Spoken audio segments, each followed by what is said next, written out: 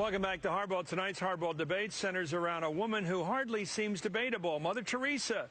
But her private letters, newly released, reveal she had deep doubts about her religion, her work, the very existence of God.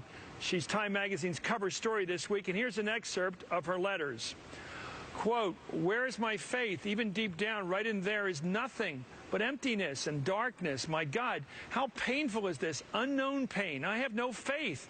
I dare not utter the words and thoughts that crowd in my heart and make me suffer untold agony." So our debate tonight, an odd one for us, a spiritual one, Mother Teresa, a story that's developing of sainthood or of scandal. I'm joined by Christopher Hitchens, author of both God is Not Great and The Missionary Position, which is a very unkind look of Mother Teresa, and Bill Donahue, the president of a group called the Catholic League. I want to go to Christopher Hitchens. Christopher, you've been tough.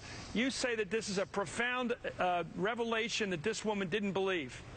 Yes, and a very moving one, actually, and a very honest one, I have to add. She tried her best to believe. Her atheism was not like mine. I can't believe it, and I also am glad to think that it's not true, that there's a dictator in the heavens. And so the fact that there's no evidence for it pleases me. She really wished it was true. She tried to live her life as if it was true. She failed, and she was encouraged by cynical old men to carry on doing so because she was a great marketing tool for her church. And I think that they should answer for what they did to her and what they've been doing to us. I think it's been fraud and exploitation, yet again. Bill Donahue, your reaction? Yeah, this is kind of laughable, isn't it? I mean, I suppose next week we'll find out that Mother Teresa considered herself to be a sinner as well. Look, the fact of the matter is the Vatican is standing behind this book. If this is such an embarrassment to the Catholic Church, why in the world is the Vatican proud of this book? I'm proud of it, too. You have to understand. Give me a quick anecdote. When she was in the United States, a professor came up to her and said, "Are you married?" Mother Teresa said, "Yes, I am married to a spouse who sometimes makes it difficult for me to smile. His name is Jesus, and that's because he's very demanding." Now, look, any person of faith understands what I've just said. But if you're a dogmatic atheist, then you would have a very difficult time trying to understand this. And quite frankly, I'm not sure if I have enough time to educate Mr. Hitchens. I agree. That does sound like white noise and nonsense to me, and I think probably to almost everybody else. If I'd told you last month, actually, you probably do know this, but a lot of these letters were published in 2002. But if I told you in 2001 that Mother Teresa didn't believe that Jesus was present in the Eucharist, and couldn't feel she never said that. And yes, she did. No, she didn't. No, she didn't. Father Kajeliuk has been very clever and honest, I think, in saying so. In his book, couldn't feel it in her heart, couldn't feel it in the real presence, so-called, of the Mass and the Eucharist. If I told you that, you would have accused me of slandering your so-called faith. Well, let me ask you this, Christopher. A number of years ago, you wrote the screed against her. 5.5 inches by 8.5 inches long, 98 pages, not a single endnote, not a single footnote, not a single citation. I've told you before, I'm going to tell you it again tonight, buddy. If you handed that in to me in an undergraduate class, you'd have to get an F. When you make a serious charge against a serious... You're never likely to be anybody's professor, Mr. Donahue. An Englishman has to be quiet when an Irishman talks. Let me tell you something. When you make a serious charge against a serious person, a public person like Mother Teresa, and you have no evidence whatsoever, what in the world do you expect? You have to get an F. Well, no, this is well below the F level. I mean, in my book, I said that she took money from the Duvalier family in Haiti, not denied. That she took money from Charles Keating of the Lincoln Savings and Loan in exchange for an olive wood crucifix. Right. She took from the rich to give to the denied. Poor. None of the factual assertions made in my book have ever been challenged, and actually got very respectable reviews in the Catholic press. And for this, reason, you have no evidence. You didn't have one citation. And for this reason, Mr. Donahue, the reason I got respectful reviews of the Catholic press was this. As Lord Macaulay once brilliantly put it, the great strength of the Catholic Church used to be that it knew how to discipline fanatics and enthusiasts and zealots. It knew how to keep under control people who were too hungry and too fanatical.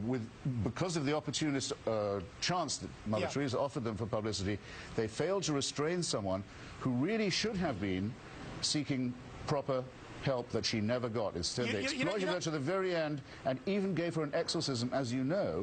The Archbishop of Calcutta has admitted it, even had to give her an exorcism in 1997 because they had so much despair of her state of mind. It's a cruel exploitation of a simple and honest woman. At the end of the day, This is a woman who received 124 awards, who set up hospitals, hospices they were for worthless AIDS to her. patients. Well, no. As an Englishman, again, you have to be quiet when an Irishman In the book, speaks. she says the awards were worthless to her. Listen, you want to take it outside, I have to let Bill. That's fine. Bill needs some time here. Bill, take 30 seconds. Hang himself anytime he likes. Wait a minute. Christopher, we have to give him 30 seconds, please. Yeah, that's right. Yeah, you don't want to hear it. She set up hospices, the first one for AIDS victims here in Greenwich Village. She opened up 500 hospitals, hospices, homeless centers, health clinics, orphanages. That's why she's loved all over the world. In India, when they surveyed the people, next to Gandhi, she was regarded as the most revered person. Now, all the whole world is wrong, and you, with your 98-page book, 5.5 by 8.5 inches in long, you have no citations, you have no evidence. Who's the world? Who's anybody going to believe? Me or you?